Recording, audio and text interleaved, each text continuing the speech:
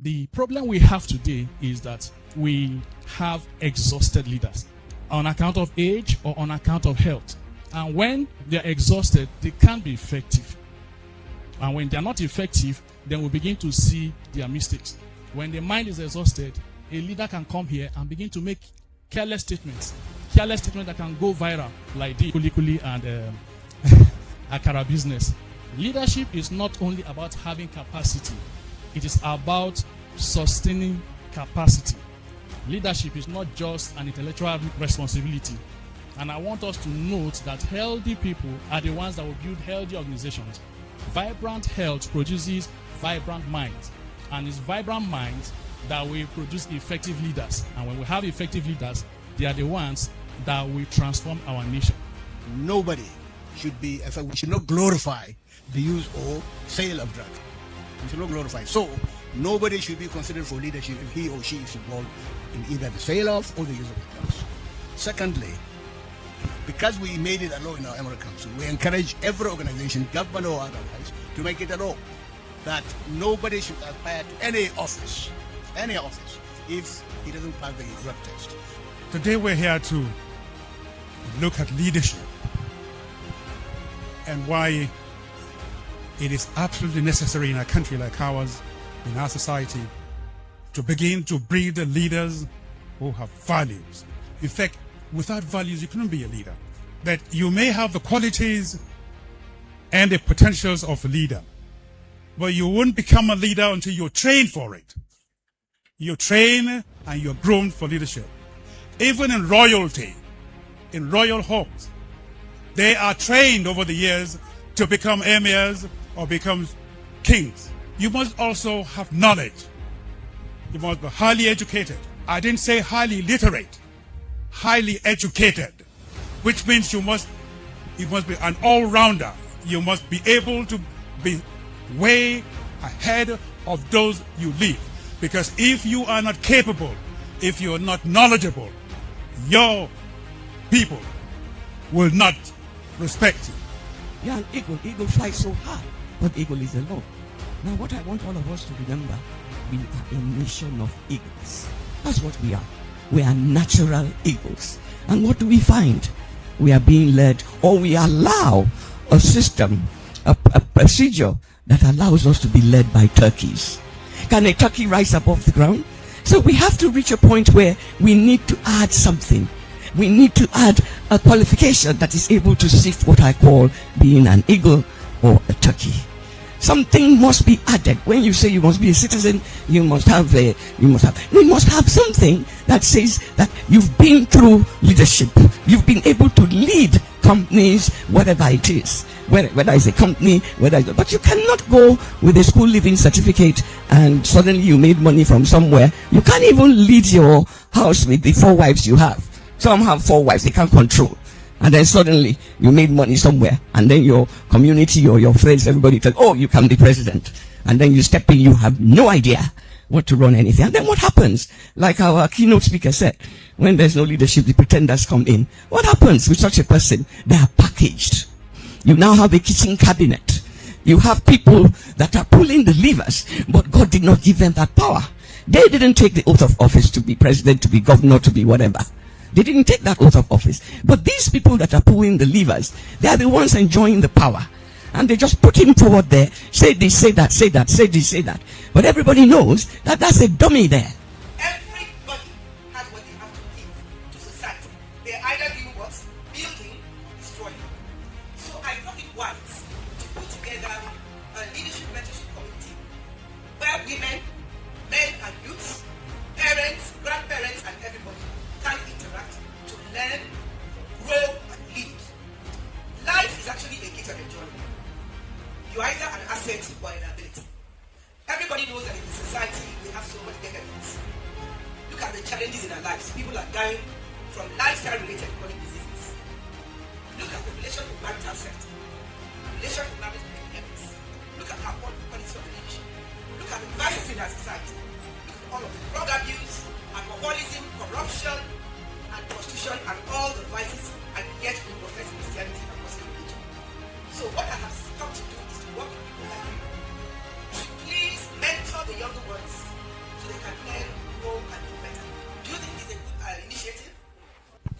spirit controls the physical.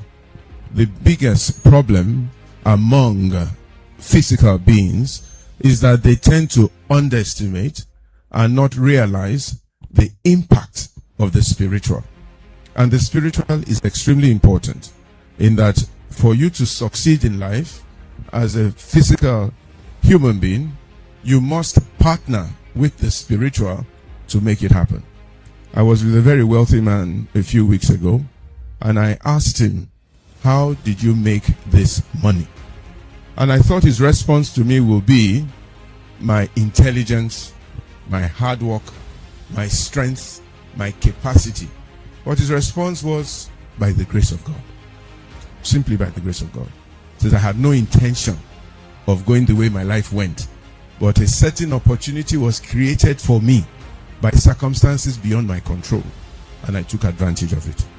Two people that I didn't know, one came to me and said, I needed this. I didn't know where to get it from. 3 weeks later, another one says, I want this. And the same thing they needed, the same thing they wanted. Both of them approached me individually. I didn't know them before. And my job was now to match one with the other. And that was the beginning of my trajectory. The spiritual controls the physical. And one of the biggest challenges of leadership is that our leaders, and a lot of leaders, do not understand the impact of the spiritual in the lives of themselves, the people that they are leading, and the earth that they are governing. This whole idea of this universe is not your idea. It was the idea of someone who is greater and mightier than all of us. And that person or that individual or that spirit has a plan.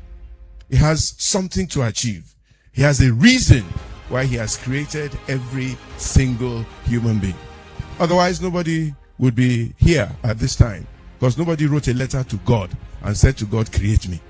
And if you did, I'm sure you won't come to Nigeria. You'd have But if you didn't come to Nigeria, you'll be making a mistake, because Nigeria is the greatest country in the world. Special guest of honor in the person of General N.I.I.A, retired CFR. Let's put our hands together for him. He's here in our midst. Chairman of today's program in the person of Evangelist Ngozi Mbachu.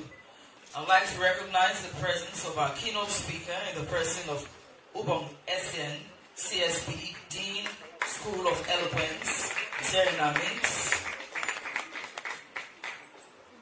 And one of our distinguished speakers also in the person of Justice Amina Adamu Agui, CFR JSC, retired, member WAC Board of Trustees, Pro-Chancellor, Wigwe University. She's here before us. Please let's appreciate her.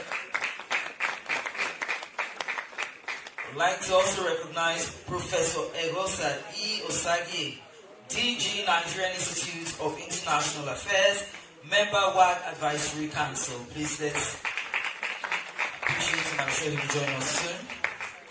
Dr. Emerua Onyedikachi Obioma, Wellness and Health Consultant, NLS Device and QRMA Device Expert Coach. She's one of our speakers also. Let's appreciate him. Architect Fifi Ijendu, MNIA, HH Obongawa King James. She's a chairperson, Starcrest Group President, Angola Nigerian Business Council, Chairman WAC Advisory Council. Let's put our hands together for her. And Pastor Itwa Igodalo, Senior Pastor, Trinity House, Founder and President, Africa Leadership Group, is also one of our speakers. Let's put our hands for him. Let's appreciate him. I have Hajia Nene Lamval, Architect and Activist. Let's appreciate her, please. And Dr. Ken Wogo, PhD, Chairman, CEO, DefSico Limited. Please let's put our hands for him. He's here before us. I would also like to recognize our very own host in the person of Dr. Ifeanyi Kwesi, MBBS, Growth Mindset and Integrated Lifestyle Specialist, Executive Chair, Growth Mindset and Integrated Lifestyle Academy, Convener, 3CI Leadership Mentorship Community. Please let's put our hands together for her. My name is Ramatu Karibimina, and I'm here with my co-compare in the person of Dr. Olisa Mokele. What do you have to say? You're welcome, distinguished ladies and gentlemen. We hope you have a nice time today. So, ladies and gentlemen, at this point, permit me to invite Dr. N.I.A. Thank you. Our distinguished guests, our representative of our royal father, our general, Madam Chairman, our celebrant mommy, and our daddy in the house, our Chief Justice, and all protocols observed. I am Dr. Emerwa Onyedikachi, and today I'll be talking on vibrant health and energy for promoting capable and credible leadership. Our nation, our country, are today in urgent need of capable, credible, and impactful leaders who drive sustainable transformation, inspire positive change, and build a future of lasting progress and prosperity for generations to come. That is why we are meeting like this, to enlighten and empower every one of us of the kind of leaders that we need in our nation. When we think about leadership, we often think about intelligence, we think about experience, we think about vision. But why these qualities are important, there's another factor that we often overlook, and that is health and energy. A leader may have great ideas, and without physical and mental energy to execute them, those ideas will not see the light of the day. Leadership is not only about having capacity, it is about sustaining capacity. Leadership is not just an intellectual responsibility. And I want us to note that healthy people are the ones that will build healthy organizations. Vibrant health produces vibrant minds.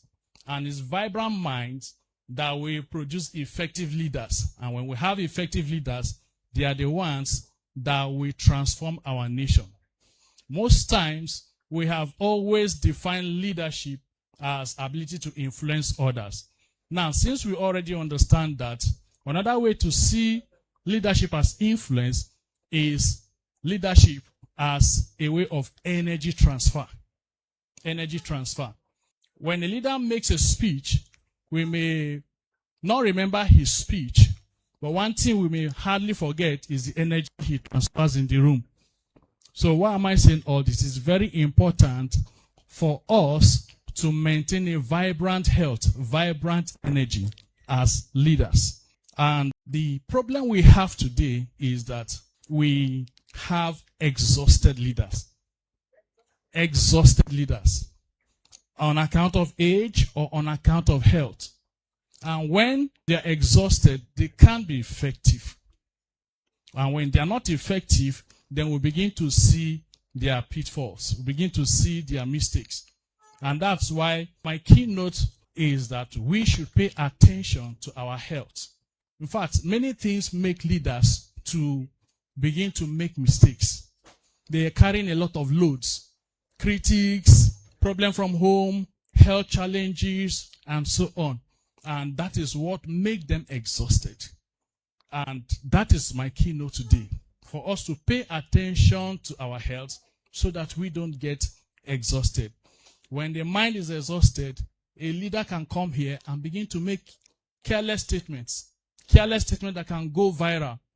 Recently, we saw something trending online about going for kuli kuli and akara business. I promise you, that leader had good intentions. But when a leader is exhausted, even his or her good intention will be misinterpreted. You understand?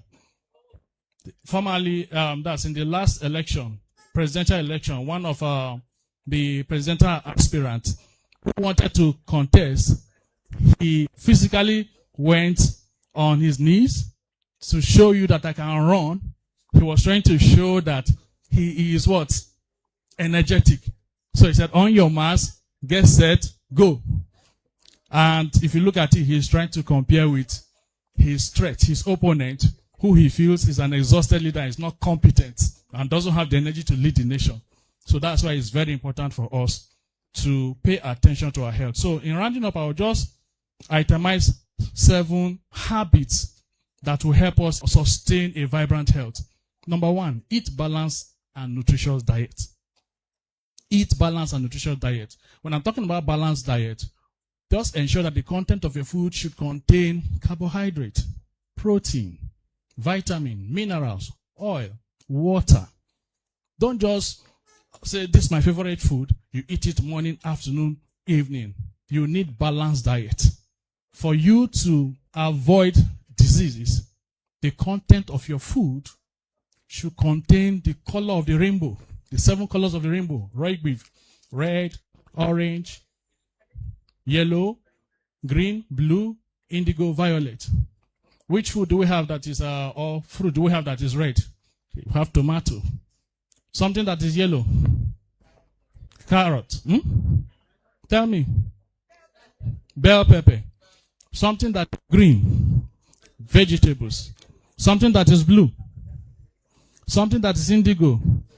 We have potatoes. We have something that is violet. Onions and all that. Just ensure that the content of your food has rainbow color and you're eating balanced diet. Number 2, eat healthy foods. Some of the foods that we eat today contain things that are harming us. That's why you see a leader that is having diabetes, hypertension, chronic will not help the person to be energetic. So you need to eat healthy to help you to be vibrant and effective. So take away table salt, replace with sea salt. It will reduce the sodium volume and help your BP level to normalize. Get sufficient rest and sleep. At least sleep 7 hours a day. It will help the mind. Number 5, get close to God. Get close to God. Number 6, do regular exercise. Then lastly, do checkups. Some of the diseases that we are suffering from are asymptomatic. That's, you don't see the symptom. Someone that has high BP, you may not see any symptom immediately. That's why it's important to do regular checkups. And there are equipments today that can help us do regular checkups. Okay? So that nobody drops dead. You understand? Then lastly, buy equipment, therapeutic equipment that will help manage or reverse the chronic diseases that we are suffering from. There are many of them today that can actually drop your BP, regulate your BP pressure, treat stroke without taking drugs and so on. It's just that we don't have such information. And in summary, I will say an exhausted leader cannot be effective. Pay attention to your health and you will become a capable, credible, and competent and impactful leader. Thank you. Thank you very much. Thank you very much, Dr. Emerua. Very nice presentation there. I'm sure we'll be able to. Can we get a soft copy of your presentation? Can we get that? Okay.